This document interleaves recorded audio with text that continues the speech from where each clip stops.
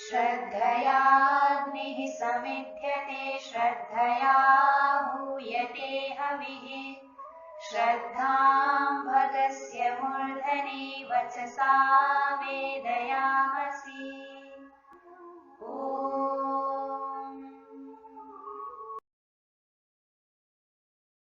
नमस्ते जी। ही संस्कृतम शिक्षामही में आप सभी का हार्दिक स्वागत है। आइए नई कक्षा आरंभ करने से पहले हम पिछली कक्षा की आवृत्ति कर लेते हैं। कक्षा 103 में हमने देखा था कि तिंग प्रत्यांत क्रियाओं का कर्मवाच्य में किस प्रकार प्रयोग करना है और तिंग प्रत्यांत क्रियाएं कर्मवाच्य में किस प्रकार बनाई जाती हैं और वाक्य में इसका प्रयोग किस प्रकार किया जाता है, इन सबको विस्तार से समझा था। आइए हम अपनी अगली कक्षा की ओर आगे बढ़ते हैं। आइए कुछ वाक्य देखते हैं। रोटी खाई जा रही है और दूसरा वाक्य है बच्चे के द्वारा खाई जाती हुई रोटी को कुत्ता ले गया। पहले वाक्य में खाने की क्रिया है और उसका कर्म है रोटी और क्रिया का संबंध रोटी के साथ है, कर्म के साथ है, अर्थात यह वाक्य कर्मवाच्य का है। इसको हम अच्छी तरह से कक्षा 103 में देख चुके हैं। और दूसरे वाक्य में खाने की क्रिया अपने ही कर्म रोटी का विशेषण बनी हुई है, तो इस बात को ध्यान रखना है। और आगे वाक्य देखते हैं। शोध कार्य किया जा रहा है और दूसरा वाक्य है आज किया जाने वाला शोध कार्य कल बहुत उपयोगी होगा। तो यहाँ पर भी किया जा रहा है क्या, शोध कार्य, तो क्रिया का संबंध कर्म के साथ है, अतः वाक्य कर्मवाच्य का है। और दूसरे वाक्य में किया जाना यह क्रिया अपना ही कर्म शोध कार्य का विशेषण बनी हुई है। आगे वाक्य है कपड़े धोए जा रहे हैं और दूसरा वाक्य है धोए जाते हुए कपड़ों से रंग छूट रहा है। प्रथम वाक्य में धोए जाने की क्रिया कपड़े से जुड़ी हुई है, कर्म से जुड़ी हुई है, अतः कर्मवाच्य का वाक्य है। और दूसरे वाक्य में धोए जाने की क्रिया अपने ही कर्म कपड़े का विशेषण बनी हुई है। आगे वाक्य है चावल पकाए जा रहे हैं और दूसरा वाक्य है पकाए जाते हुए चावल से सुगंध आ रही है। प्रथम वाक्य में पकाए जाने की क्रिया का संबंध कर्म के साथ है, अतः वाक्य कर्मवाच्य का है। और दूसरे वाक्य में पकाए जाने की क्रिया अपने ही कर्म का विशेषण बनी हुई है।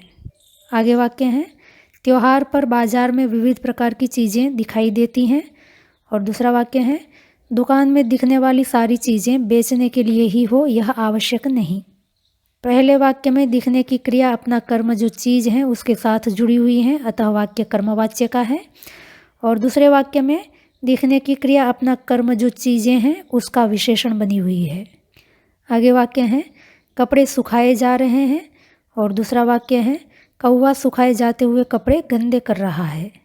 तो पहले वाक्य में सुखाए जाने की क्रिया का संबंध अपने कर्म कपड़े के साथ है, अतः वाक्य कर्मवाच्य का है। और दूसरे वाक्य में सुखाए जाने की क्रिया अपने ही कर्म कपड़े का विशेषण बनी हुई है। तो इन सभी वाक्यों में एक सामान्य बात यह है कि प्रथम वाक्य जो है उसमें सर्वत्र ही कर्मवाच्य की क्रिया है, अर्थात क्रिया का संबंध कर्म के साथ है। और दूसरे जो वाक्य हैं उसमें क्रिया स्वयं अपने कर्म का विशेषण बनी हुई है और सर्वत्र विशेषणीभूत जो क्रिया है वो वर्तमान काल में है। आप देख सकते हैं खाई जाती हुई रोटी, तो वर्तमान काल में वो खाई जा रही है। किया जाने वाला शोध कार्य वर्तमान में वो किया जा रहा है। धोए जाते हुए कपड़े वर्तमान में वो धोए जा रहे हैं। पकाए जाते हुए चावल वर्तमान में वो पकाए जा रहे हैं। दिखने वाली चीज़ें, तो चीज़ें भी वर्तमान में दिख रही हैं। सुखाए जाते हुए कपड़े, तो कपड़े भी वर्तमान में सुखाए जा रहे हैं। तो इसमें सब में यह सामान्य बात है कि सर्वत्र ही क्रिया जो है वो अपने ही कर्म का विशेषण बनी हुई है और वह वर्तमान काल में है। तो जब वर्तमान कालिक क्रिया अपने ही कर्म का विशेषण बन करके प्रयोग की जाती हैं तब उसका अनुवाद करने के लिए संस्कृत में शानच प्रत्यांत क्रिया का प्रयोग किया जाता है।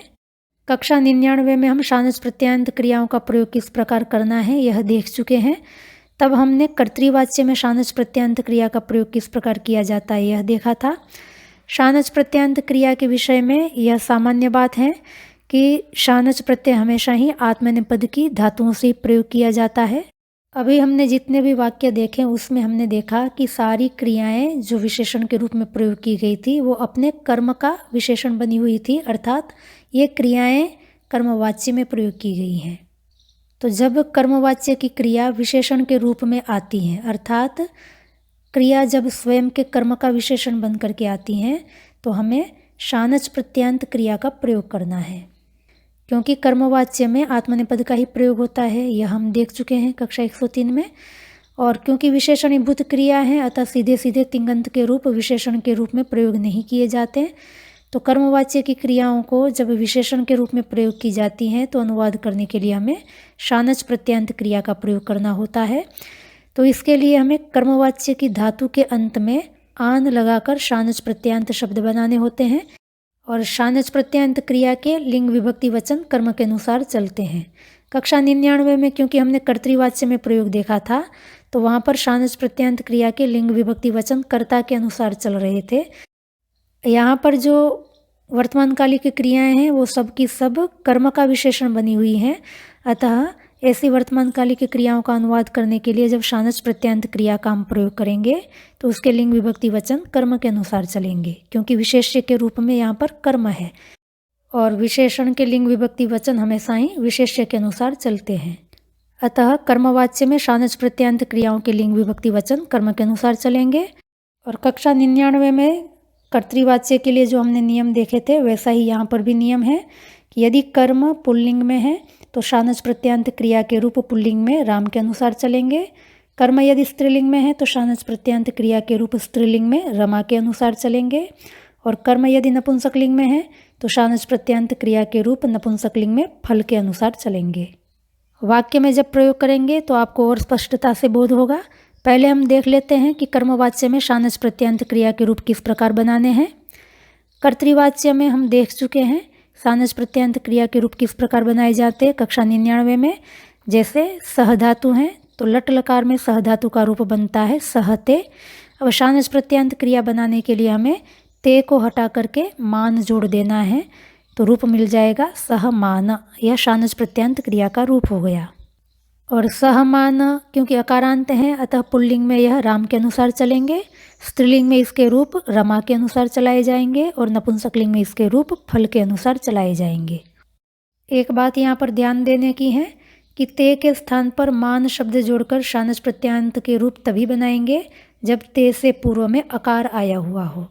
जैसे सह ते में ते से पूर्व में अकार हैं, अतः यहाँ पर ते के स्थान पर मान शब्द लगाकर शानच प्रत्यांत क्रिया का रूप बन जाता है। अभी तक आपको जो क्रियाएं बताई गई हैं सिखाई गई हैं वहाँ प्रायः करके आपको ते के स्थान पर मान जोड़ करके रूप बनाने होंगे। कुछ अपवाद धातुएं भी हैं जहाँ पर सीधा सीधा मान नहीं जोड़ा जाता है, उसको अभी हम छोड़ते हैं, जब आवश्यकता होगी तब उसको भी हम देख लेंगे।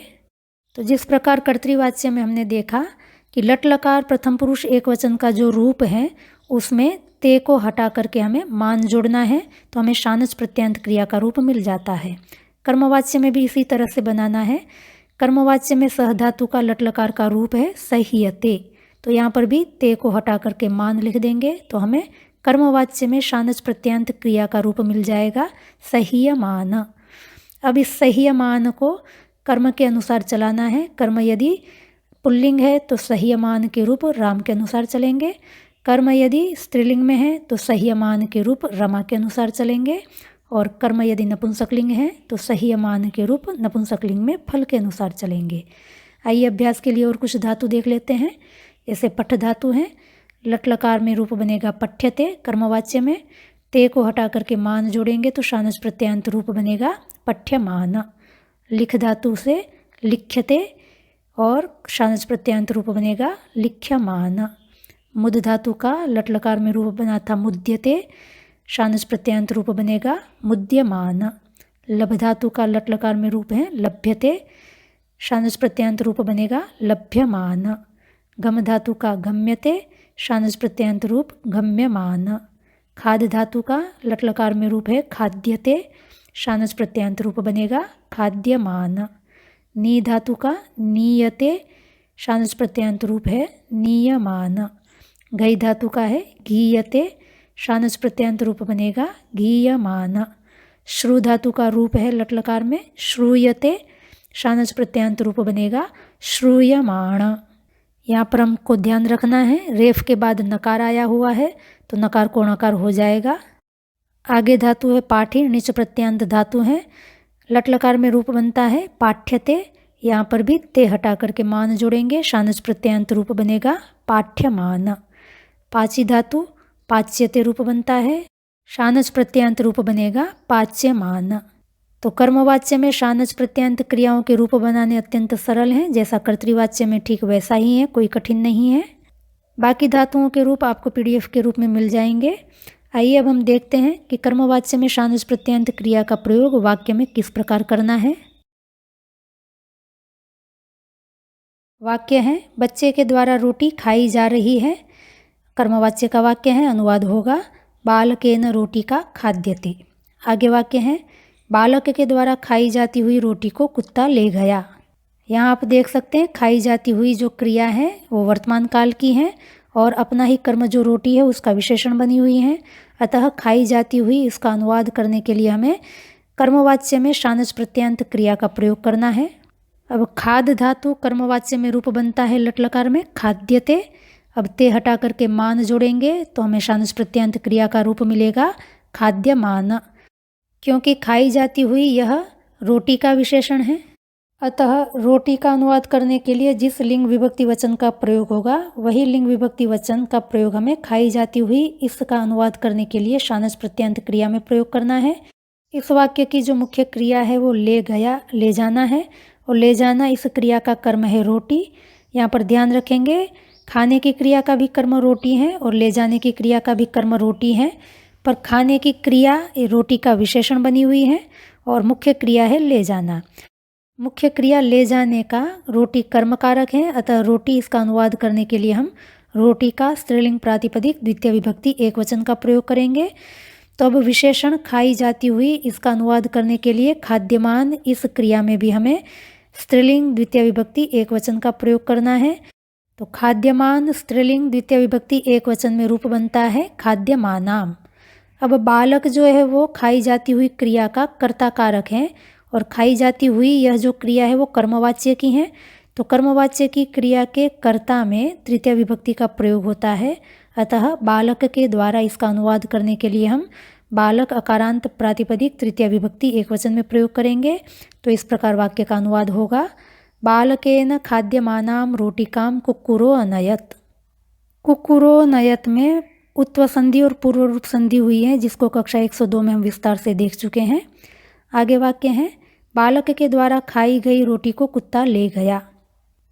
पहला जो वाक्य था खाई जाती हुई रोटी और इस वाक्य में है खाई गई रोटी, तो दोनों में आप भेद देख सकते हैं। पूर्व वाक्य में खाई जाती हुई यह रोटी का विशेषण है और खाई गई यह भी रोटी का विशेषण है, पर खाई जाती हुई यह वर्तमान कालिक क्रिया है और खाई गई यह भूतकालिक क्रिया है। कक्षा 92 में हम देख चुके हैं कि भूतकालिक क्रिया जब विशेषण के रूप में प्रयोग की जाती है तो उसका अनुवाद करने के लिए हमें तप प्रत्यांत क्रिया का प्रयोग करना होता है। तो यहाँ पर हम खाई गई इसका अनुवाद करने के लिए तप प्रत्यांत क्रिया का प्रयोग करेंगे। तो वाक्य का अनुवाद इस प्रकार होगा बालकेन खादिताम रोटिकाम कुक्कुरो नयत। आगे वाक्य है वॉशिंग मशीन से कपड़े धोए जा रहे हैं। कर्मवाच्य का वाक्य है क्योंकि क्रिया का संबंध कर्म के साथ है। वॉशिंग मशीन को संस्कृत में वस्त्र प्रक्षालन यंत्र कहते हैं। अकारांत नपुंसकलिंग प्रातिपदिक है, करण कारक होने से तृतीय विभक्ति का प्रयोग करेंगे। अनुवाद इस प्रकार होगा वस्त्र प्रक्षालन यंत्रेण वस्त्राणि प्रक्षाल्यन्ते। आगे वाक्य है वॉशिंग मशीन से धोए जा रहे कपड़ों से रंग छूट रहा है। इस वाक्य में धोए जाने की जो क्रिया है वो अपना ही कर्म कपड़े का विशेषण बनी हुई है और वर्तमान काल में वो धोए जा रहे हैं, अर्थात वर्तमान कालिक क्रिया है। तो इसका अनुवाद करने के लिए हम कर्मवाच्य में शानच प्रत्यांत क्रिया का प्रयोग करेंगे। धोए जाने के लिए कर्मवाच्य में क्रिया बनेगी प्रक्षाल्य और उसमें मान जोड़ देंगे तो शानच प्रत्यांत क्रिया बन जाएगी प्रक्षाल्यमान। अब इस क्रिया का जो विशेष्य है कपड़े, उसमें जो लिंग विभक्ति वचन है वही लिंग विभक्ति वचन धोए जा रहे हैं इसका अनुवाद करने के लिए प्रयुक्त प्रक्षाल्यमान इस शानच प्रत्यांत क्रिया में करना है। इस वाक्य की मुख्य क्रिया है छूट रहा है, तो इसका अनुवाद करने के लिए हम पृथक अव्यय के साथ भू धातु का प्रयोग करेंगे। तो कौन छूट रहा है? रंग। कहाँ से छूट रहा है? कपड़ों से। तो जहाँ से अलग हुआ जाता है उसकी अपादान संज्ञा होती हैं। तो यहाँ पर कपड़े जो हैं वो अपादान हैं, और अपादान होने से हमें पंचमी विभक्ति का प्रयोग करना है। संख्या में बहुत होने से बहुवचन का प्रयोग करेंगे। कपड़ों के लिए संस्कृत में वस्त्र अकारांत नपुंसकलिंग का प्रातिपदिक का प्रयोग होता है। तो इस प्रकार कपड़ों से इसका अनुवाद करने के लिए हम नपुंसकलिंग पंचमी विभक्ति बहुवचन का प्रयोग करेंगे। अतः धोए जा रहे इसका अनुवाद करने के लिए भी हमें प्रक्षाल्यमान इस शानच प्रत्यंत क्रिया का नपुंसकलिंग पंचमी विभक्ति बहुवचन में प्रयोग करना है। तो वाक्य का अनुवाद इस प्रकार होगा, वस्त्र प्रक्षालन यंत्रेण प्रक्षाल्यमानेभ्यः वस्त्रेभ्यः वर्णः पृथक भवति। आगे वाक्य है, वॉशिंग मशीन से धोए गए कपड़ों से रंग छूट रहा है। यहाँ ध्यान देंगे, पूर्ववर्ती वाक्य में धोए जा रहे यह वर्तमानकालिक क्रिया कपड़ों का विशेषण थी, और धोए गए यहाँ पर भूतकालिक क्रिया कपड़ों का विशेषण है। तो भूतकालिक क्रिया जब विशेषण के रूप में आती हैं तो हमें तब प्रत्यंत क्रिया का प्रयोग करना होता है। तो वाक्य का अनुवाद इस प्रकार होगा, वस्त्र प्रक्षालन यंत्रेण प्रक्षालितेभ्यः वस्त्रेभ्यः वर्णः पृथक भवति। तो हमें इस बात का भी ध्यान रखना है कि कर्म के विशेषण के रूप में प्रयुक्त क्रिया वर्तमानकालिक हैं कि भूतकालिक हैं। यदि वर्तमानकालिक हैं तो हमें शानच प्रत्यंत क्रिया का प्रयोग करना होगा, और भूतकालिक हैं तो हमें तप प्रत्यंत क्रिया का प्रयोग करना होगा। आगे वाक्य हैं, मेरे द्वारा शोध कार्य किया जा रहा है। तो यहाँ पर क्रिया का संबंध कर्म के साथ है, तो वाक्य कर्मवाच्य का है। अनुवाद होगा, मया शोध कार्यम क्रियते। आगे वाक्य है, मेरे द्वारा किया जाता हुआ शोध कार्य देखकर प्रोफेसर खुश हो गए। तो किया जाता हुआ यह क्रिया अपना कर्म जो शोध कार्य है उसका विशेषण बनी हुई है। अतः अनुवाद करने के लिए हमें कर्मवाच्य में शानच प्रत्यंत क्रिया का प्रयोग करना है। क्री धातु का कर्मवाच्य में शानच प्रत्यंत रूप बनेगा क्रियमाण। शोध कार्य देखकर इस क्रिया का कर्मकारक है, इसलिए इसका अनुवाद करने के लिए हम द्वितीय विभक्ति का प्रयोग करेंगे, और संख्या में एक होने से एकवचन का प्रयोग होगा। शोध कार्य के लिए संस्कृत में शोध कार्य अकारांत नपुंसकलिंग प्रातिपदिक का ही प्रयोग होता है। तो इस प्रकार शोध कार्य का अनुवाद करने के लिए हम नपुंसकलिंग द्वितीय विभक्ति एकवचन का प्रयोग करेंगे। अतः उसका विशेषण किया जाता हुआ इसका अनुवाद करने के लिए भी हम क्रियमाण इस शानच प्रत्यंत क्रिया में भी नपुंसकलिंग द्वितीय विभक्ति एकवचन का प्रयोग करेंगे। प्रोफेसर को संस्कृत में प्राध्यापक कहते हैं, अकारांत पुल्लिंग प्रातिपदिक है। तो इस प्रकार वाक्य का अनुवाद होगा, मया क्रियमाणं शोध कार्यं दृष्ट्वा प्राध्यापकः प्रसन्नः जातः अभवत् वा।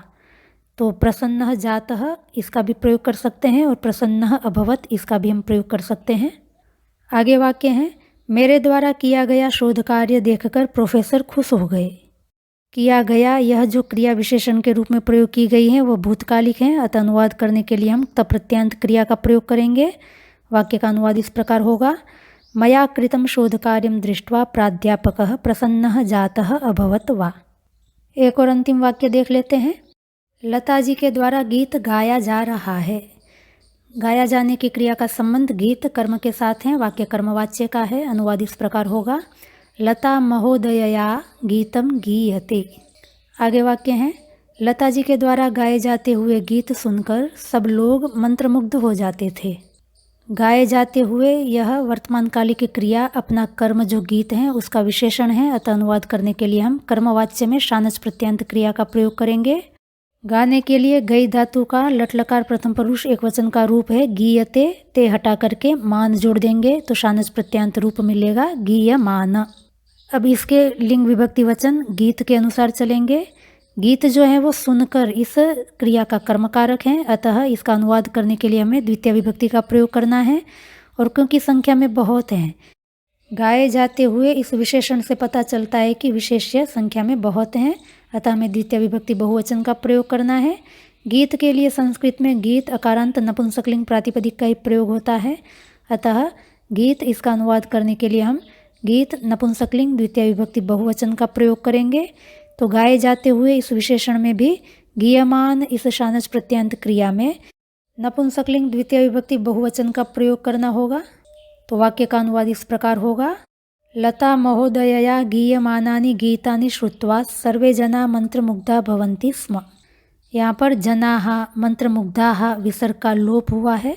जिसको कक्षा 102 में हम विस्तार से देख चुके हैं। संधि कार्य किया गया है, जिसको याद नहीं है वो वहाँ जा कर के देख सकते हैं। आगे वाक्य है, लता जी के द्वारा गाए गए गीत आज भी लोगों को मंत्रमुग्ध कर देते हैं। तो यहाँ पर गाए गए यह भूतकालिक क्रिया गीत के विशेषण के रूप में आई है। अतः अनुवाद करने के लिए हम तप्रत्यांत क्रिया का प्रयोग करेंगे। तो वाक्य का अनुवाद होगा, लता महोदयया गीतानि गीतानि अद्यापि जनान मंत्रमुग्धान कुर्वन्ति। आगे वाक्य है, संगीत सभा में गीत गाती हुई लता जी को सब लोग मंत्रमुग्ध होकर सुन रहे थे।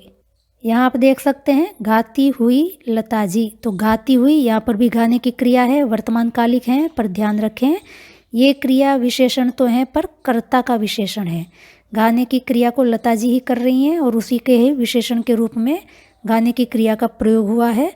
तो जब वर्तमान कालिक क्रिया कर्ता का विशेषण बन करके आती हैं और धातु परस्मैपद पद होती हैं तो हमें क्षत्रिय प्रत्यांत क्रिया का प्रयोग करना होता है। इसको हम कक्षा 98 में विस्तार से देख चुके हैं। जिनको याद नहीं है वो वहाँ जा कर के देख लें। तो क्षत्रिय प्रत्यांत क्रिया का प्रयोग करेंगे तो वाक्य का अनुवाद इस प्रकार होगा, संगीत सभायाम गीतम गायंतीम लता महोदयाम सर्वे मंत्रमुग्धा भूत्वा शृण्वन्ति स्म। संगीत सभा को संस्कृत में संगीत सभा ही कहते हैं, आकारांत स्त्रीलिंग प्रातिपदिक हैं। तो यहाँ देख सकते हैं गाती हुई लता जी का अनुवाद करने के लिए हमने गायंतीम लता महोदयाम क्षत्रिय प्रत्यांत क्रिया का प्रयोग किया है। और गीत जो है वो गाती हुई इस क्रिया का कर्मकारक है, अतः गीत का अनुवाद करने के लिए तो द्वितीय विभक्ति का ही प्रयोग होगा। और लता जी जो है वो सुनने की क्रिया का कर्मकारक है, अतः लता जी का अनुवाद करने के लिए भी हमें द्वितीय विभक्ति का ही प्रयोग करना है। एक वाक्य और देख लेते हैं, ए मेरे वतन गीत गाई हुई लता जी को सब लोग धन्यवाद दे रहे हैं। तो यहाँ पर गाई हुई यह क्रिया विशेषण है लता जी का, पर गाई हुई यह भूतकालिक क्रिया है और कर्ता का विशेषण है। तो भूतकालिक क्रिया जब कर्ता के विशेषण बनते हैं तो हमें तवतु प्रत्यांत क्रिया का प्रयोग करना होता है। तो वाक्य का अनुवाद होगा, ए मेरे वतन इति गीतम गीतवत्यै लता महोदयायै सर्वे जनाः धन्यवादान समर्पयन्ति। तो यहाँ पर 4 वाक्य आपके सामने हैं। इन चारों वाक्यों में गाने की क्रिया है वो विशेषण के रूप में आई है। प्रथम 2 वाक्य में गाने की क्रिया कर्म का विशेषण है, बाकी के 2 वाक्य में गाने की क्रिया कर्ता का विशेषण है। तो क्रिया जब स्वयं के ही कर्म का विशेषण हो और वर्तमान काल में हो तो इसका अनुवाद करने के लिए हमें कर्मवाच्य में शानच प्रत्यांत क्रिया का प्रयोग करना है। और क्रिया जब स्वयं के ही कर्म का विशेषण हो पर भूतकाल में हो तो हमें तप्रत्यांत क्रिया का प्रयोग करना है। और क्रिया जब स्वयं के कर्ता का विशेषण हो और वर्तमान काल में हो तो यदि धातु परस्मैपदी हैं तो हमें क्षत्रिय प्रत्यांत क्रिया का प्रयोग करना है। और यदि धातु आत्मनेपदी हैं तो हमें कर्तृवाच्य में शानच प्रत्यांत क्रिया का प्रयोग करना है। यहाँ पर गई धातु क्योंकि परस्मैपदी हैं इसलिए हमने क्षत्रिय प्रत्यांत क्रिया गायंती का प्रयोग किया है। और क्रिया जब अपने कर्ता का विशेषण हो पर भूतकाल में हो तो हमें तवतु प्रत्यांत क्रिया का प्रयोग करना है। तो इतनी बातों का यदि ध्यान रखेंगे तो क्रिया जब कर्ता अथवा कर्म का विशेषण बन करके आती हैं तो इसका अनुवाद किस प्रकार किया जाता है, इसको समझने में आपको बहुत सुविधा होगी। आशा करती हूँ कर्मवाच्य में शानच प्रत्यांत क्रिया का प्रयोग किस प्रकार करना है यह आपको अच्छी तरह से समझ में आ गया होगा। यदि आपको कहीं कोई समझने में कठिनाई आई हो तो आप हमें अवश्य पूछें, हम आपकी समस्याओं का समाधान करने का अवश्य प्रयास करेंगे।